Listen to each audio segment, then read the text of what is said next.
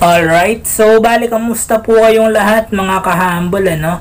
Well, I hope that we are all doing good po. So bali sa video ito ay pag-uusapan nga po natin ang pinagmulan ng salitang Luzon. Pero bago yan, kung bago ka pa nga lang po sa channel na ito, ay huwag mo pong kalimutan na mag-subscribe. At isama mo na rin po pati yung notification bell.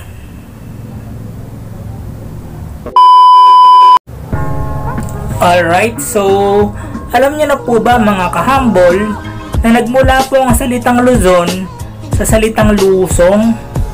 Isang salitang Tagalog po na tumutukoy di umano sa isang partikular na uri ng mortar na gawa sa kahoy na ginagamit po sa pagdehusking ng bigas.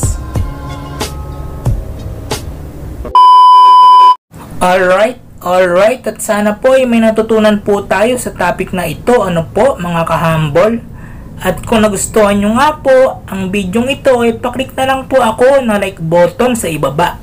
And please comment down below your action and opinion in this topic.